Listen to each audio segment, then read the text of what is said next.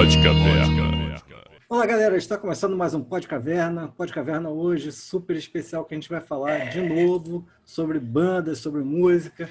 E hoje o assunto é super legal, porque nós vamos falar dos melhores álbuns homônimos, ou seja, aqueles álbuns que têm o nome da banda, né? Então, a gente sabe que tem muitos, e que tem muitos muito legais, mas a gente pegou e reuniu aqui 4 para falar para vocês assim, alguns álbuns que a gente gosta, que estão no coração da gente, que você deveria ouvir, deveria conhecer, e que são álbuns assim, muito bacanas, né? Meu queridão, começa aí. Bom, galera, quem me conhece pensou que eu poderia trazer o óbvio, né? Porque eu sou fã de carteirinha do Black Sabbath, do Rush, e todas essas bandas aí têm alguns homônimos, né? Só que não, hoje eu vim do contra e eu trouxe uma banda que também tá no meu coração, tá literalmente no meu corpo, tá tatuada aqui, que é o Slipknot. E o Slipknot, o primeiro álbum deles, é de 29 de junho de 1999, ali o começo, né, da era do famoso new metal, metal industrial, tem vários nomes para isso aí. Eu não me incomodo com nenhum deles, para mim tanto faz. O negócio é que eu gosto muito do Slipknot.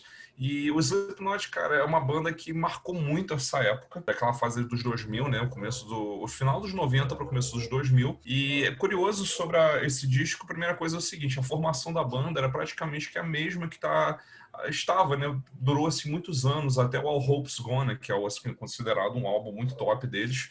Eu curto, acho legal, tem gente que ovaciona, tem gente que odeia, whatever.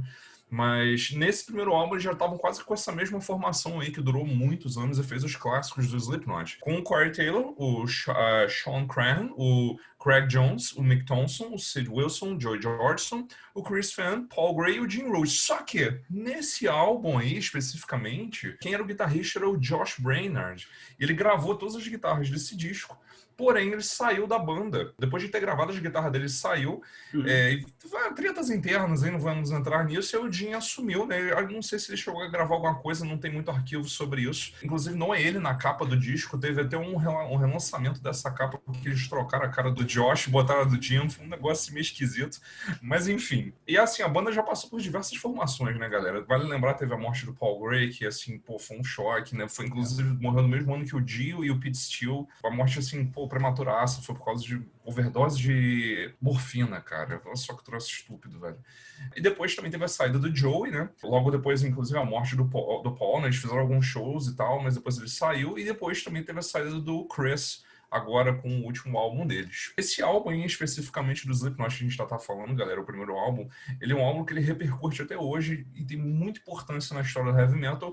Primeiro porque ele ficou em 51º lugar na Billboard 200, ou seja, ele ficou muito tempo lá e é votado pela Metal Hammer como o melhor álbum de estreia em 2005.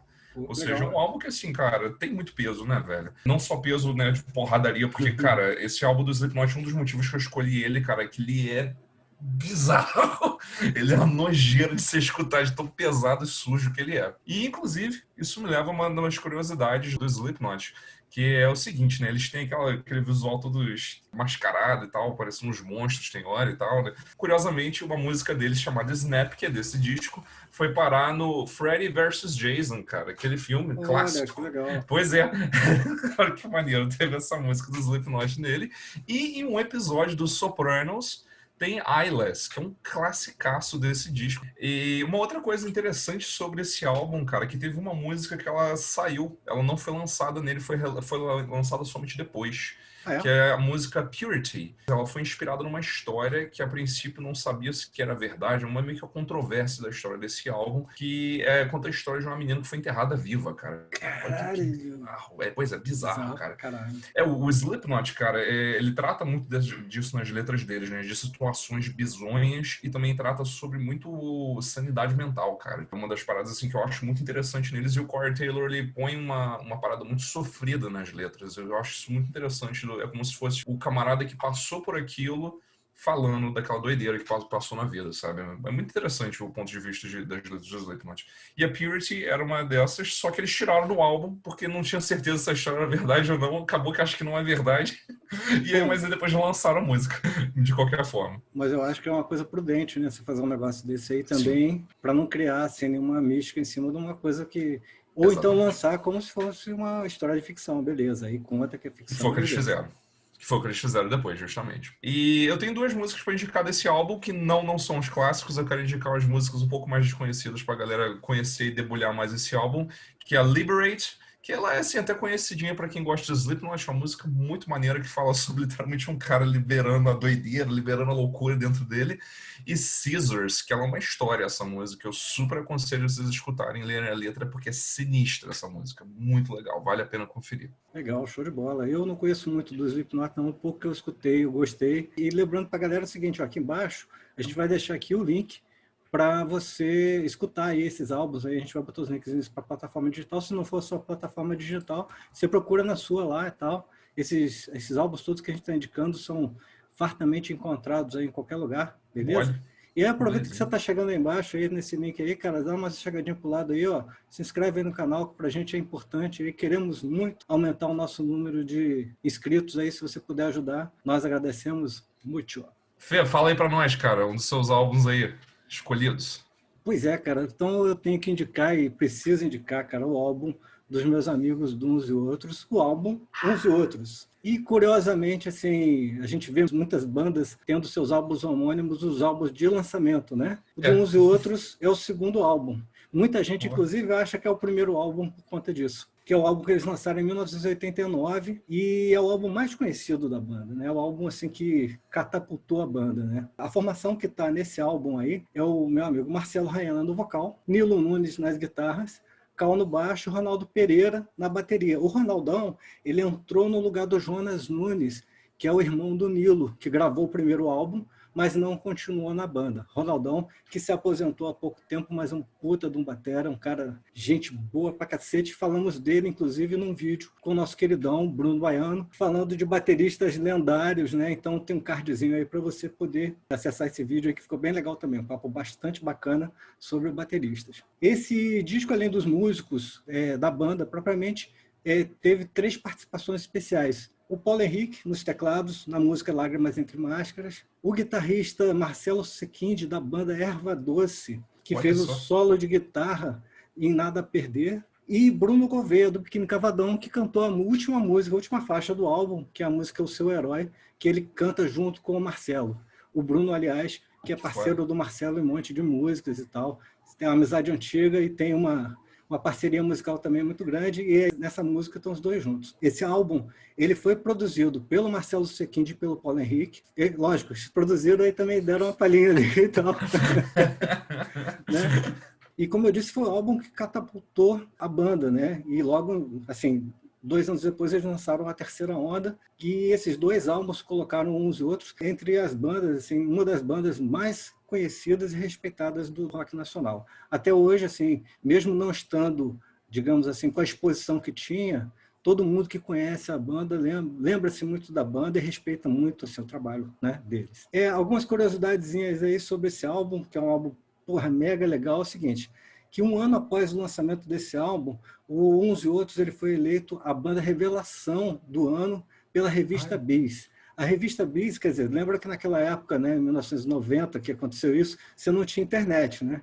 Então, assim, as revistas eram muito importantes, assim, para tanto munir de informações, né, as pessoas que gostam de música e tal, quanto para também, enfim, fazer esse tipo de ranking, né, dar esse tipo de exposição para as bandas e para os artistas, né?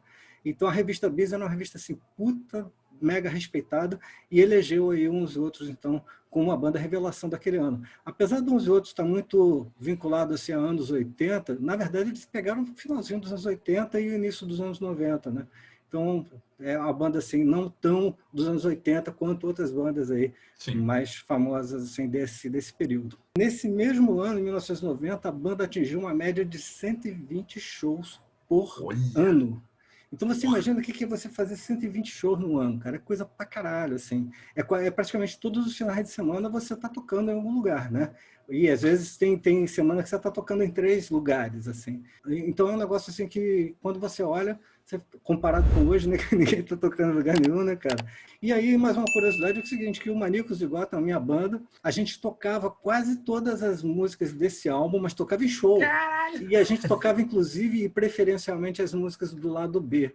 porque a gente gostava muito, assim, apesar das músicas assim serem muito, as mais conhecidas assim, serem aquelas que agitam a galera e tal, a gente gostava de tocar outras mais desconhecidas assim, e a gente era uma tônica da gente, a gente pegava banda, outras bandas que a gente gostava, a gente tocava a música do lado B, que a gente curtia, entendeu? E aí, uma curiosidade, né?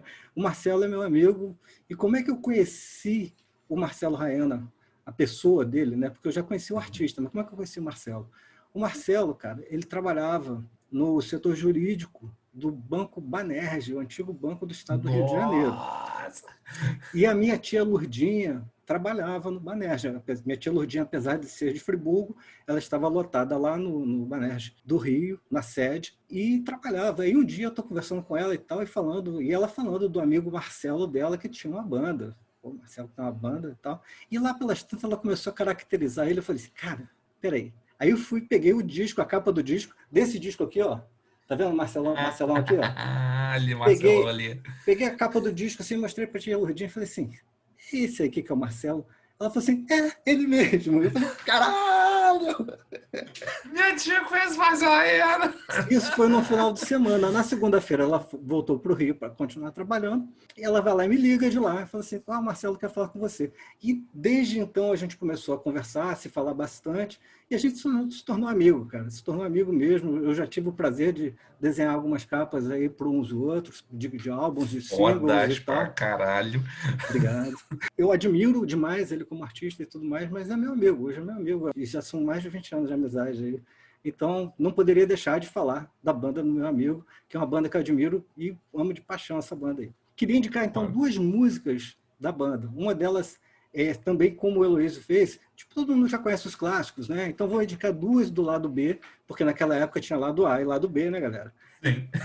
O Cristo da Parede, que é uma música mega legal, e outra música chamada A Ciranda. Então ouçam lá, ouçam o álbum inteiro, mas pega essas duas músicas aí, você vai curtir bastante. Vamos lá, meu queridão, qual é a sua próxima indicação? Bom, galera, eu vou trazer uma banda que ninguém conhece aqui também, né? Porque, pô, já trouxe o Slipknot aí, que também é nada conhecido, hoje eu vou trazer outra banda que ninguém conhece, ninguém viu o filme, inclusive, que passou aí em 2018, que é o Queen, galera. Então, o Queen, essa é uma banda também que eu carrego muito no peito. Gosto muito deles. É um dos vários motivos que eu comprei a guitarra semiacústica, porque o Brian May, a guitarra dele é semiacústica. Um dos motivos que eu gosto de amplificador valvulado também é por causa dele. Eu queria muito ter poder aquisitivo para poder ter um Vox, só que, pô, infelizmente eu não tenho poder aquisitivo para ter um Vox, né? Mas fazer o quê?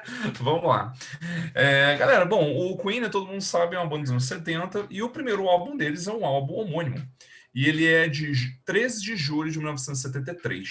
E lá já contava com a formação, que é a formação que durou pela era inteira do Queen, da vida inteira da banda, que era o quarteto, né, composto pelo Fred Mercury, Brian May, o John Deacon e o Roger Taylor. Então, esse primeiro álbum ele não é só importante para o Queen, mas ele é importante para os anos 70 em si, porque já mostra a cara do rock daquela época, que era um rock progressivo, um rock pesado. Você já vê nesse primeiro álbum os traços do que vai ser o Queen dali para frente. Então, assim, muito legal ouvir esse disco e já ali ter de cara dois clássicos que ficaram imortalizados aí pro Queen. Eles sempre tocavam em show, que era Keep Yourself Alive e Seven Seas of Rhye.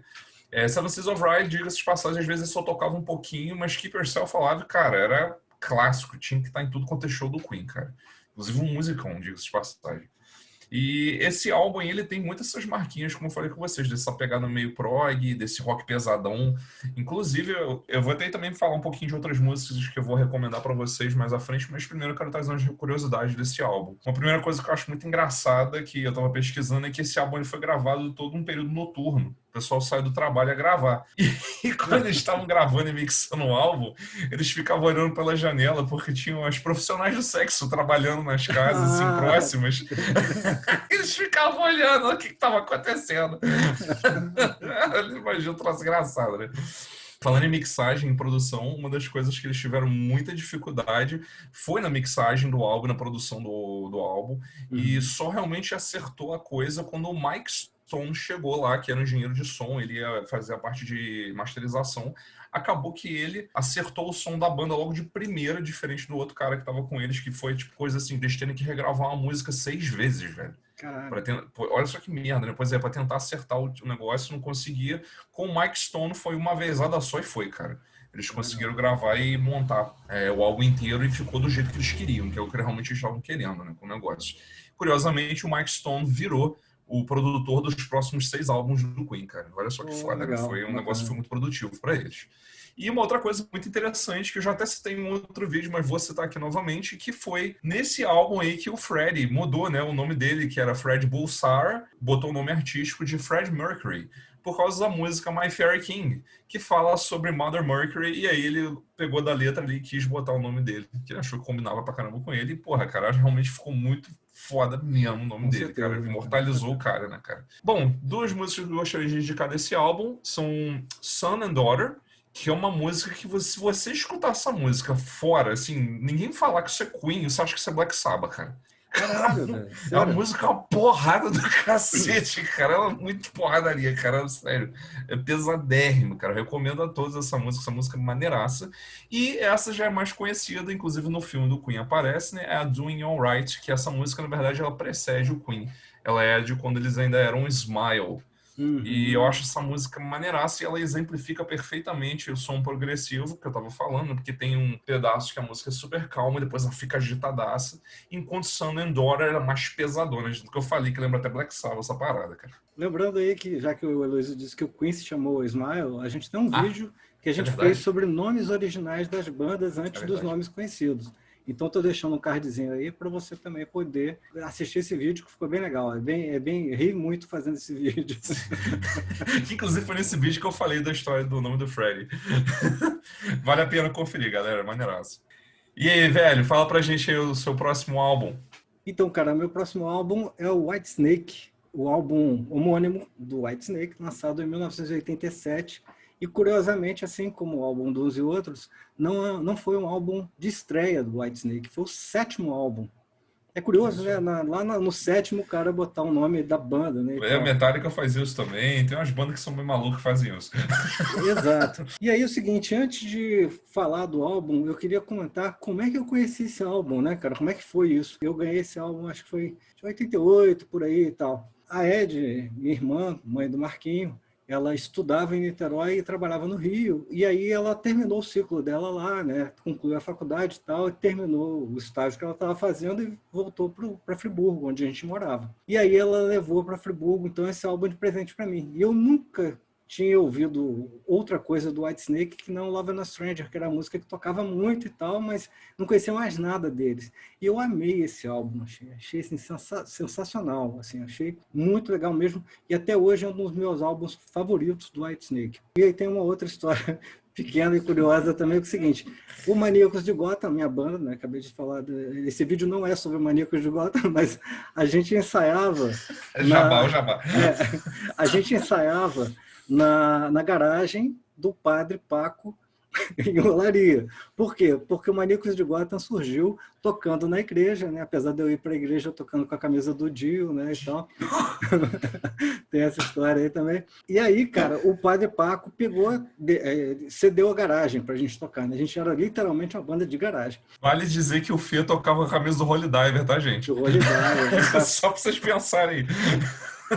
E aí o Padre Paco, cara, deixava o carrinho dele lá, ele tinha um Fiat 147 e tal, e a gente ensaiava assim, né, tal, os amplificadores, a bateria, tal, e coisa, a gente ensaiava ali. E aí, cara, o que aconteceu? Eu peguei e levei o álbum pra galera ver, a galera da banda, e falei, pô, olha só, cara, que legal, que a galera, apesar da galera lá não ser muito, a galera gostar muito de outras coisas, mas eu fui levar pilhadão e tal. O que eu fiz? Eu botei em cima do capô do carro o álbum e a gente ensaiou. E quando a gente acabou de ensaiar, eu peguei, guardei guitarra, guardei amplificador, tal coisa, botei a guitarra nas costas e fui para casa. E aí, depois encontrei com o padre, e o padre falou assim, cara, eu peguei o carro, saí com o carro e tô andando em Olaria, Olaria é o bairro lá, tô andando em Olaria com o carro, tal, não sei o quê. Daqui a pouco vem uma pessoa fazendo sinal para mim assim, tal coisa, eu parei o carro, tinha um disco em cima, de quem é esse disco aí? Eu falei, ih, padre, é meu. Então essa é a minha história com esse álbum. Caramba, o álbum quase só voando, Porra, cara, eu quase basicamente. perdi o álbum, cara. Mas, pô, mas não aconteceu nada com ele, né? Ouvi, não arranhou nada e tal. Enfim. Ah, E aí é o seguinte, cara. Então, esse álbum, o Whitesnake, na verdade, ele é o Dave Coverdale, né? O Dave Coverdale e quem mais ele bota na banda. Né? Diferentemente de outras bandas, assim, ele tem essa questão de ser David Coverdale and Friends. Exatamente, mais ou menos isso. E é o seguinte, esse álbum, então, ele tem o Coverdale no vocal, John Sykes na guitarra e no vocal de apoio. John Sykes é um guitarrista foda pra caralho, toca muito. E aí, na época que eu tava no segundo grau, né, hoje em dia ensino médio, uma menina parou pra mim assim e tal, falei, você conhece o John Sykes? Eu falei assim, porra, beleza, cara, ela curte rock and roll. Eu falei, pô, claro, sim, guitarrista do Whitesnake. Ela falou assim, nossa, dizem que ele é um gatinho. Enfim, cada um admira ele por algum atributo, né? Eu Pois é. admirava ele por tocar guitarra pra cacete, toca ainda, né? Neil Murray no baixo e o Enzo Dunbar na bateria, um monstro de batera, assim, porra, foda pra caralho. Só que esse álbum ele teve também alguns músicos convidados. O Don Airey nos teclados, o Bill Como também nos teclados, Adrian Vandenberg na guitarra, esse cara é um guitarrista monstruoso, toca pra caralho. Dan Huff, que eu não conheço ele, mas ele está numa versão do Here I Go Again, 87. Porque Here I Go Again é uma música que tinha num álbum antigo lá do Whitesnake, que eles fizeram um remake para esse disco aí. O Danny Carmassi na bateria, Here I Go Again também, nessa versão. E o Vivian Campbell no solo de guitarra de Give Me All Your Love. O Vivian Campbell, que era guitarrista do Dio, né? Da banda do Dio, cara. Sim, justamente. Então, porra, bicho, assim, porra, só monstro aqui nessa formação, né? O álbum foi produzido pelo Mike Stone e pelo Keith Olsen. Olha o Mike Stone aí de novo. O Mike Stone de novo, né, Olha o Mike Stone de novo aí. Caralho, né? E esse álbum ele foi um sucesso de crítica e sucesso de público também. E vendeu mais de 8 milhões de cópias só nos Estados Unidos. Então, a minha cópia ali não conta nisso aí. Vendeu pra caralho no mundo todo, né? Em 1995, ele ficou em segundo na lista da Billboard 200. Ficou por 10 semanas não consecutivas, mas ficou ali. E o seguinte, ficando atrás, por exemplo, de Bad, do álbum Bad, de Michael Jackson. Então, você imagina o seguinte, bicho, o cara estava brigando com gigantes ali e estava se mantendo assim durante um bom período, né, cara? Bem cotado, né? Isso é sensacional. Em 2019, a revista Rolling Stone classificou esse álbum como o 12º, esse título é engraçado, o 12º dentre os 50 maiores álbuns de hair metal de todos os tempos. Então eu estou botando uma foto aí para você entender o que é o hair metal. O que é o hair metal? E o sucesso foi tanto que ele alavancou o álbum anterior, que é o Sliding In, de 1984.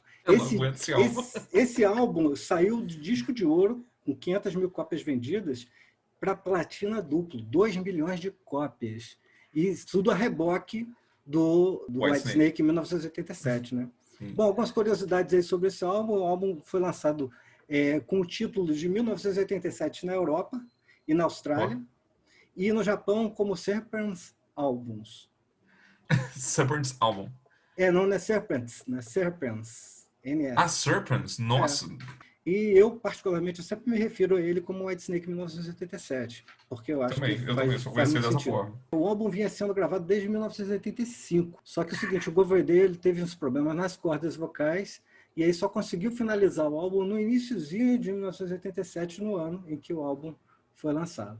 Esse álbum tem um monte de músicas legais, algumas músicas que se transformaram em clássicos, e eu vou comentar aqui as duas músicas que eu sempre ouvi e gosto muito de ouvir de vez em quando, que é Bad Boys, que é a segunda faixa do álbum, e Cry in the Rain, que eu acho que é uma música do caralho, épica pra caralho, assim. Sim. Tem um tecladaço, tem aquela guitarra, aquela coisa muito hard rock, é uma música muito forte. Hair metal.